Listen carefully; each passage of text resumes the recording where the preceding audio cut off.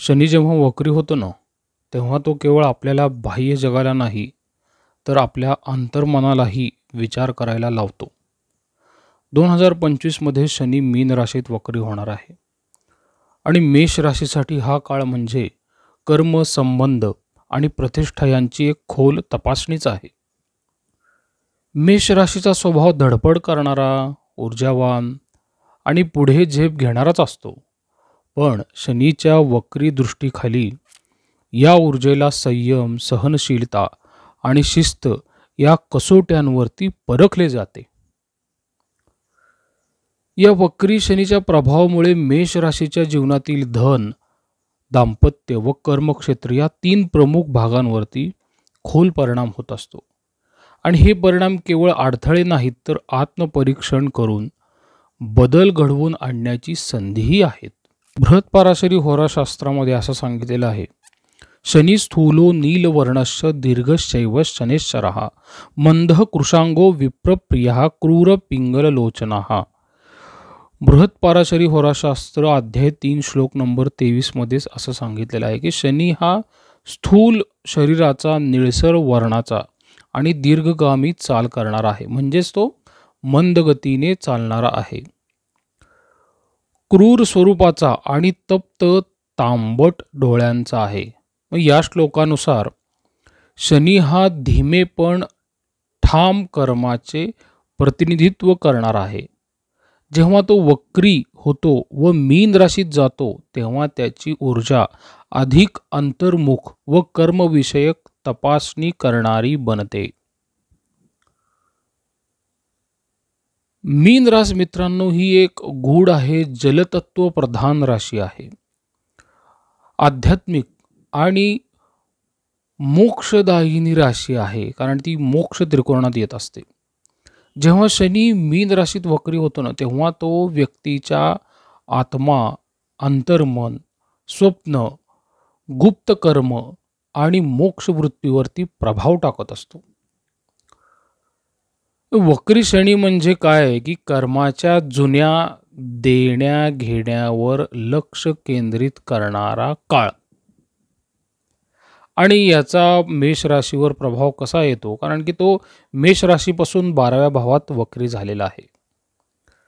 आर्थिक दबाव किंवा अनपेक्षित खर्च होऊ शकतात, म्हणजे अनावश्यक खर्च वाढू शकतो. विशेषतः औषधोपचार, परदेश गमन किंवा कर्जफेड यासाठी थोडा अनावश्यक खर्च पण होऊ शकतो. जुने आर्थिक निर्णय पुन्हा समोर येऊ शकतात. आणि वक्री शनी ते तपासतो बरं का, जुने आर्थिक निर्णय कसे होते ते. मानसिक एकांत व आध्यात्मिक झुकाव थोडा वाढत असतो. मेष राशीचा स्वभाव कृतिशील आहे, पण वक्री शनी थांबवतो, विचार करायला लावतो. ध्यान, योग, जप याकडे व्यक्तीचा ओढा वाढतो, देवधर्माकडे वाढतो. काही जणांना अस्वस्थताही जाणवते. कोर्ट असेल किंवा ऑफिस असेल, या पातळीवरती अडचणी थोड्या वाढू शकतात आणि अचानक वाढू शकतात. स्पष्ट सांगायचं असेल तर तुमच्या विरुद्ध काम करणारे काही गुप्त शत्रू असतात ना, ते सक्रिय होतात बरं का. एकटेपणा आणि तपश्चर्या ह्यावरती तुमचा भर वाढतो बघा. काही लोक एकटं पडल्यासारखं जाणवू शकतात, त्यांना वाटेल आपण एकटे आहोत. पण ही वेळ आत्मसाक्षात्कारासाठी योग्य असते बघा. आध्यात्मिक क्षेत्रात असलेल्यांना थोडी अंतर्दृष्टी वाढते, स्वतःचं आत्मपरीक्षण करणं सोपं जातं. शनी जेव्हा मीन राशीत वक्री होतो आणि आपण मेष राशीचा विचार करतोय ना, त्याची दृष्टी 3 स्थानांवर पडत असते. दृष्टीफळ 3 आहे, 7 आहे आणि दशम भावावरती पण आहे. तिसरी दृष्टी ह्या शनीची कशी काम करेल मित्रांनो, त्याचा संबंध येतो पैसा, कुटुंब, वाणी, पारंपरिक मूल्ये, कारण की ती दृष्टी धनस्थानावर येत आहे मेष राशीच्या. जुने आर्थिक निर्णय तपासले जातात बरं का.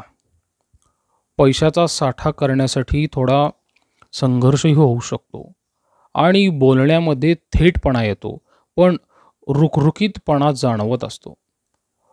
कुटुंबात जबाबदाऱ्याही वाढतात बरं का. ह्याच्यामध्ये कसं आहे मित्रांनो, वारसा हक्क असेल किंवा वडिलोपार्जित मालमत्तेबाबत काही मुद्दे असतील ना, ते पण पुन्हा मान वर काढतात आणि त्याच्यामध्ये थोड्या अडचणी येऊ शकतात. कर्मानुसारम फलदः शनैश्चरः उदीरितः. शनी कर्मानुसार आणि योग्य वेळेतच फळ देतो. उशीर होतो पण फळ हे अचूक असते बरं का. ते शनीच्या तिसऱ्या दृष्टीला लागू पडेल. सातवी दृष्टी जी आहे शनीची, ही षष्ठम स्थानावर येत असते. आणि तिथं काय होतं मग मित्रांनो, तुमचे जे काही गुप्त शत्रू असतात, जसे मी वर सांगितलं ना, त्याप्रमाणे ते मान वर काढतात. घरातल्यांच्या आरोग्याची काळजी घेणं फार फार गरजेचं असतं. व्यवस्थित तुम्ही योग्य वेळेला वैद्यकीय चिकित्सा करून घेणं गरजेचं आहे.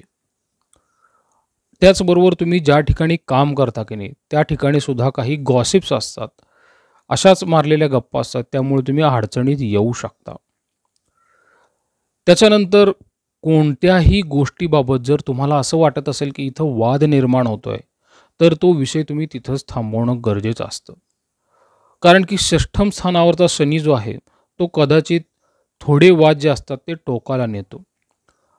त्याचबरोबर तुम्ही ह्या स्थानावरती दृष्टी पडल्यामुळे कायदेशीर कारवाईंपासून किंवा कायदेशीर प्रक्रियेपासून थोडं लांब राहणंच आपल्याला गरजेचं असतं.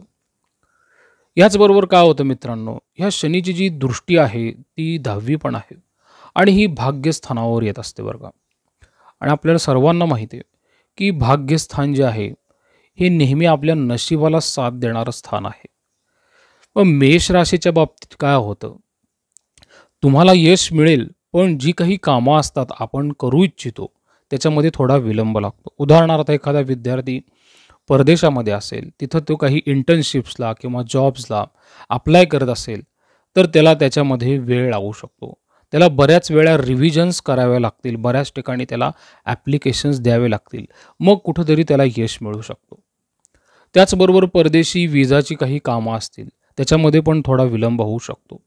किंवा एखादे मोठे व्यापारी असतील, त्यांना परदेशातमधून काही चलने येणारे असतील, काही पैसे येणारे असतील, तर त्याच्यामध्ये सुद्धा विलंब होऊ शकतो. कोण इम्पोर्ट किंवा एक्सपोर्ट ह्याचा जर व्यवसाय करत असेल ना, तर त्याच्यामध्ये सुद्धा त्या व्यक्तीला थोडा विलंब होऊ शकतो. कारण की ही भाग्यस्थानावर वक्री शनीची दृष्टी पडली ना, त्यामुळे तो काय करतो, हळूहळू काम करून देतो, पण तो उशिरा करून देतो.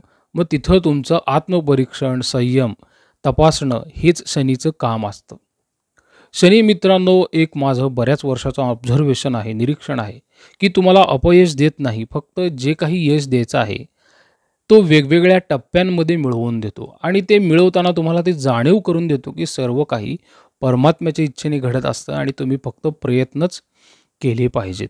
मग याला उपाय काय असू शकतो, शनिवारी तीळ, तेल किंवा काळे वस्त्र जे असतं ना, ते आपण दान करू शकता. हनुमान चालिसाचं तुम्ही जास्तीत जास्त पठण करू शकता, ते तुम्हाला नक्कीच लाभदायक ठरेल.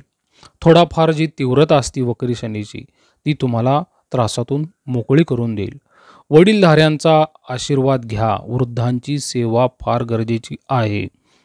घरातील वडीलधाऱ्या व्यक्तींशी वाद घालू नये, त्यांच्याशी प्रेमभावानेच वागावे, कोणत्याही प्रकारचे गैरसमज मनामध्ये ठेवू नये. मोठी व्यक्ती जरी तुम्हाला असं वाटत असेल की ती व्यक्ती माझ्याशी गैरसमजाने किंवा विचित्र वागत असेल, तरीसुद्धा तुमचं कर्तव्य असते की ते मोठे आहेत म्हणून तुम्ही त्यांच्याशी नम्रतेने वागून सेवाभाव ठेवावा. ह्याने तुम्हाला शनीची प्रसन्नता नक्कीच मिळेल. विद्यार्थ्यांनी सुद्धा आईवडिलांचं म्हणणं ऐकावं, आईवडिलांची जास्तीत जास्त सेवा करावी, वडीलधाऱ्यांची सेवा करावी. ह्यातून तुमचं आत्मनियंत्रण वाढेल आणि तुमचा अभ्यासही चांगला होईल. अभ्यासामध्ये, करिअरमध्ये अडथळे कमी होतील.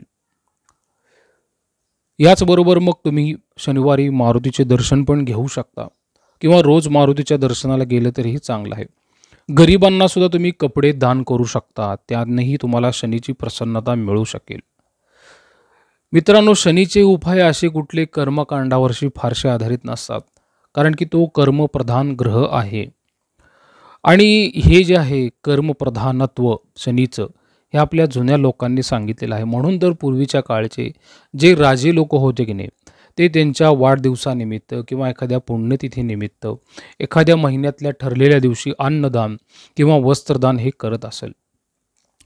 त्यामुळे हे साधे सोपे उपाय आहेत, जे तुम्ही करू शकला तर त्याने तुम्हाला नक्कीच तुमच्या पुढच्या 139 दिवसांमध्ये फायदा होईल. शनी हा 139 दिवस वक्री आहे. प्रसाद कुलकर्णी, पंढरपूर. श्रीराम.